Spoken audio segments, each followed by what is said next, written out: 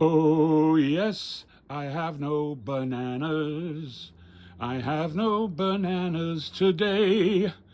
I have books and DVDs and videos too, CDs and Blu rays.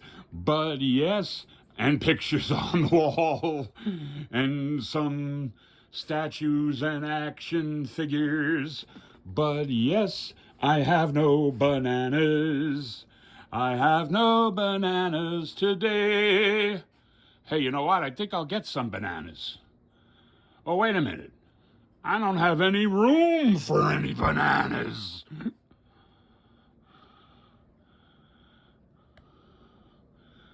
Read any good books lately?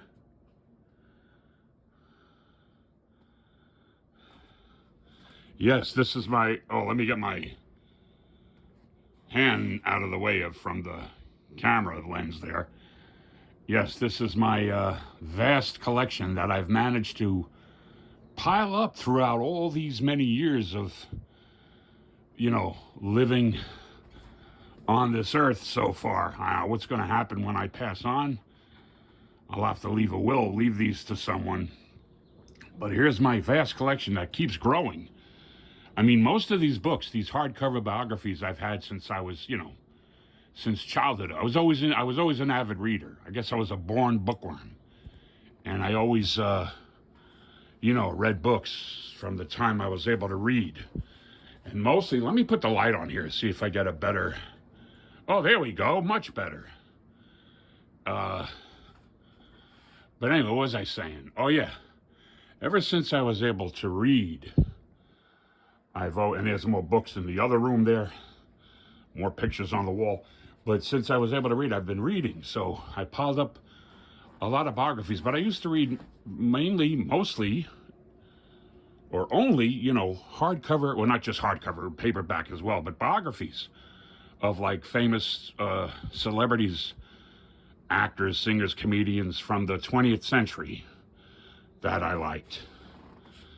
And, I had a comic book collection, but I didn't read them because at that time the comic books were basically, appealing to children. And I always liked to read on a more higher level. I liked reading about, real life, true stories. So I didn't really read them. I collected them because I knew they were collectible. But now I'm into graphic novels and I actually read them because, man, they've gotten so, oh man, so good. They're excellent. I've read practically every biography I ever wanted to read, so now I'm basically mostly reading graphic novels of what we would call, superheroes, particularly Batman. Oh man, the Batman books are the best, but the others as well. I mean, these comic book artists, writers, they've really taken it to another level. So I got a big graphic novel collection now from Amazon and eBay. And of course, I got a lot of on the top shelf is a lot of my DVDs, and now some Blu-rays, which I didn't plan on. I'm not planning on getting everything I have on DVD on Blu-ray. I don't see that much difference. But somebody recently gave me a Blu-ray player. Well, it's a DVD Blu-ray player.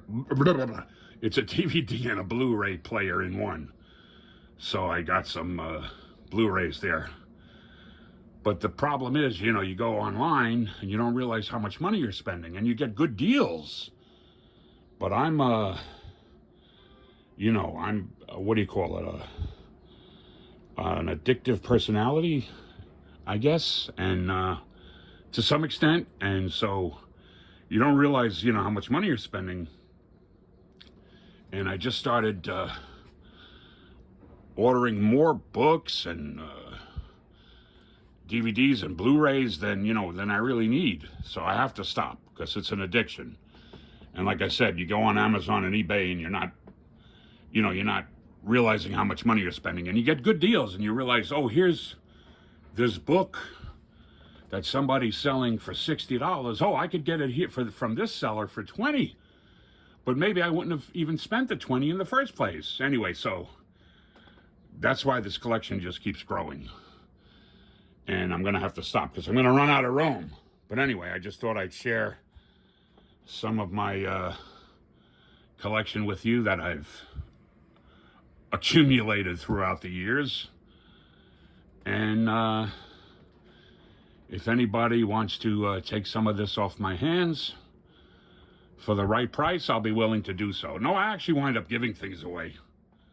I'm not one for money. I'm not like certain people that I know, which will go nameless, that all they care about is money. I've never been like that. I spend more than I should. Money grows a hole in my pocket. Anyway, I know too many people that are just too fucking greedy. Excuse my language, but I just can't stand greedy people. So when I decide to part with these things, I'll just wind up giving them away, just to make people happy. And the funny thing is, most of this won't be worth anything. The biographies of the celebrities probably won't, because people who will be interested in these kind of, like Humphrey Bogart, the Marx Brothers, whatever, they'll be long gone. When I pass on, they're going to pass on, the baby boomer generation. But the funny thing is, the superhero stuff, the people that say, oh, what are you collecting superhero comic books?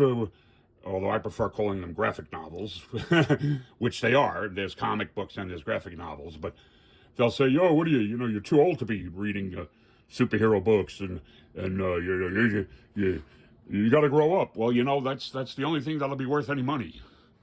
It's like the comic book collection. If we all had our comic book collections, we'd be rich.